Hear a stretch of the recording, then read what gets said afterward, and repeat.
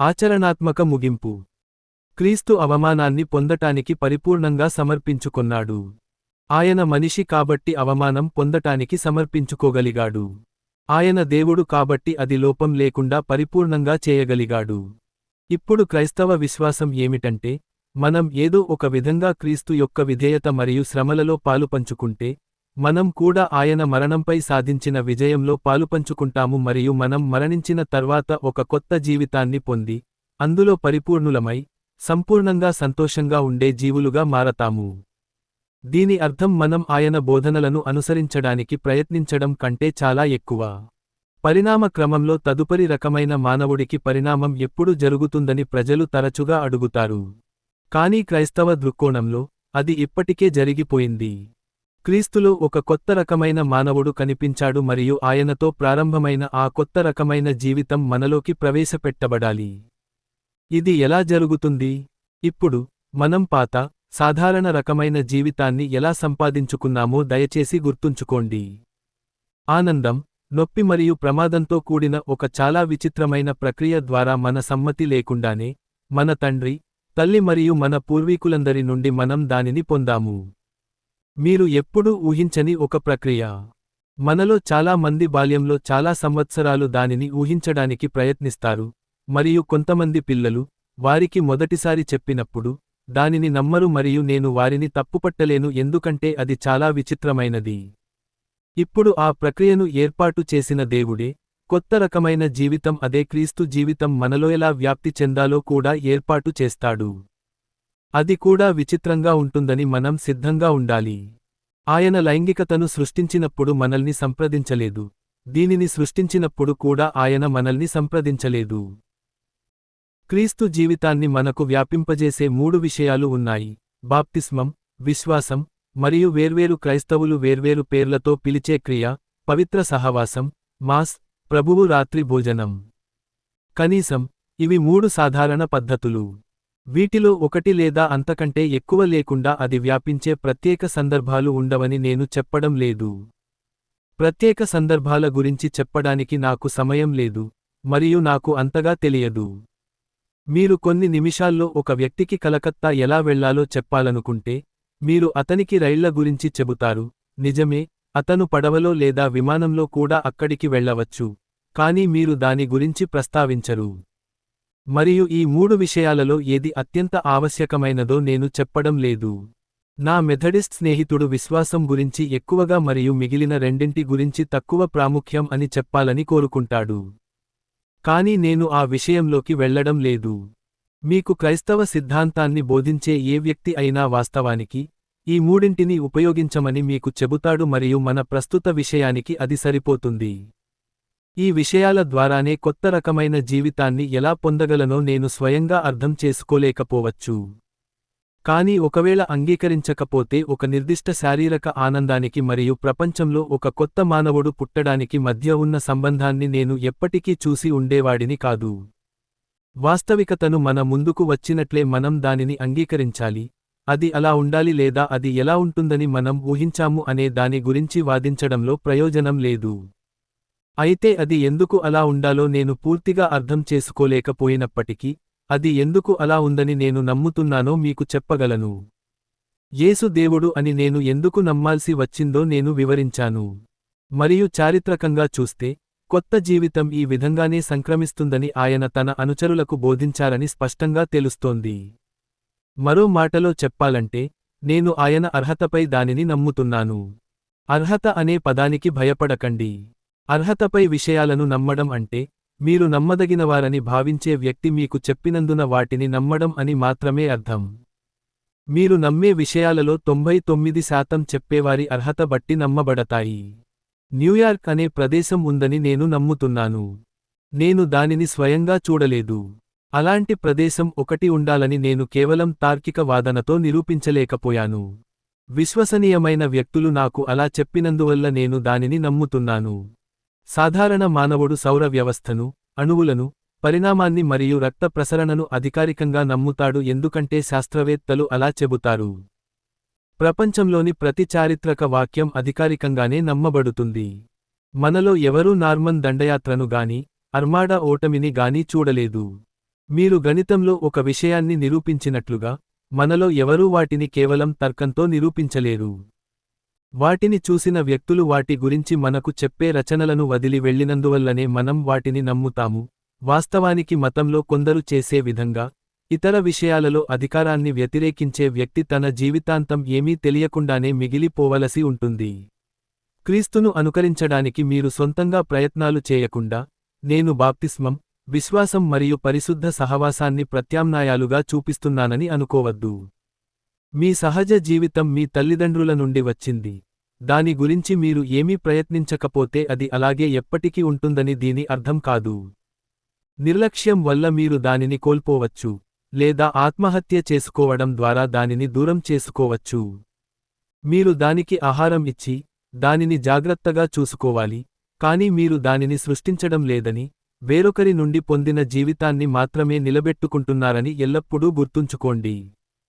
అదే విధంగా ఒక క్రైస్తవుడు తనలో ఉంచబడిన క్రీస్తు జీవితాన్ని కోల్పోవచ్చు, మరియు దానిని కాపాడుకోవడానికి అతను ప్రయత్నాలు చేయాలి. కానీ జీవించిన అత్యుత్తమ క్రైస్తవుడు కూడా తన సొంత శక్తితో పనిచేయడం లేదు, అతను తన సొంత ప్రయత్నాల ద్వారా ఎప్పటికీ పొందలేని జీవితాన్ని పోషిస్తున్నాడు లేదా రక్షిస్తున్నాడు. మరియు దానికి ఆచరణాత్మక పర్యవసానాలు ఉన్నాయి. మీ శరీరంలో సహజ జీవితం ఉన్నంత వరకు, అది ఆ శరీరాన్ని బాగుచేయడానికి చాలా సహాయపడుతుంది. దానికి గాయం చేస్తే, చనిపోయిన శరీరంలా కాకుండా, అది కొంత వరకు నయమవుతుంది.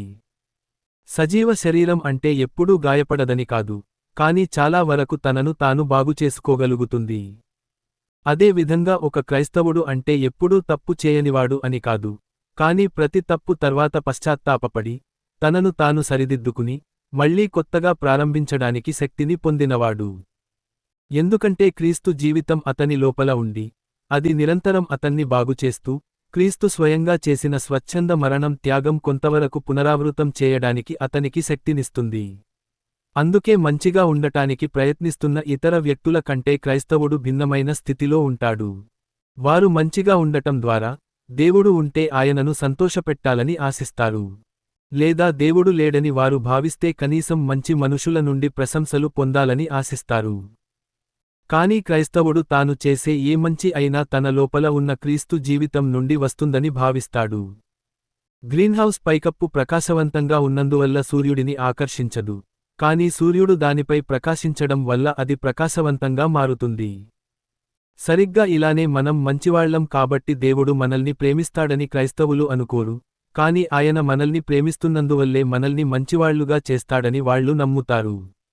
మరియు క్రైస్తవులు క్రీస్తు జీవితం తమలో ఉందని చెప్పినప్పుడు, వారు కేవలం మానసికమైన లేదా నైతికమైన దాని గురించి చెప్పడం లేదని నేను చాలా స్పష్టంగా చెప్పాలనుకుంటున్నాను. వారు క్రీస్తులో ఉండటం గురించి లేదా క్రీస్తు తమలో ఉండటం గురించి మాట్లాడినప్పుడు, అది కేవలం వారు క్రీస్తు గురించి ఆలోచిస్తున్నారని లేదా ఆయనను అనుకరిస్తున్నారని చెప్పడానికి కాదు. క్రైస్తవుల సమూహం మొత్తం క్రీస్తు పనిచేసే భౌతిక జీవి అని మనం ఆయన వేళ్లు మరియు కండరాలు, ఆయన శరీరంలోని కణాలు అని, క్రీస్తు వాస్తవానికి వారి ద్వారా పనిచేస్తున్నాడని వారు అర్థం చేసుకున్నారు.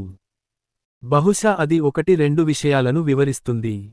ఈ కొత్త జీవితం కేవలం నమ్మకం వంటి మానసిక చర్యల ద్వారా మాత్రమే కాకుండా, బాప్టిజం మరియు పవిత్ర సహవాసం వంటి శారీరక చర్యల ద్వారా కూడా ఎందుకు వ్యాపిస్తుందో అది వివరిస్తుంది. ఇది కేవలం ఒక ఆలోచన వ్యాప్తి కాదు. ఇది పరిణామం లాంటిది, ఒక జీవ లేదా అతీంద్రియ జీవ వాస్తవం. దేవునికంటే ఎక్కువ ఆధ్యాత్మికంగా ఉండటానికి ప్రయత్నించడంలో ప్రయోజనం లేదు.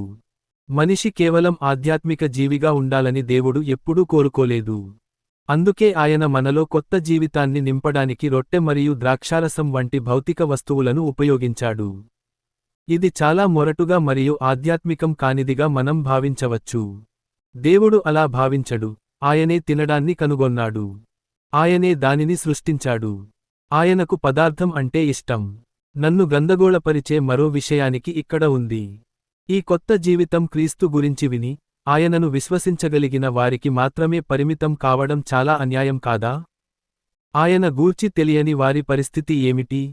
కానీ నిజం ఏమిటంటే, ఇతర ప్రజల విషయంలో తన ప్రణాళికలు ఏమిటో దేవుడు మనకు చెప్పలేదు. క్రీస్తు ద్వారా తప్ప ఏ మనిషి కూడా రక్షింపబడలేడని మనకు తెలుసు.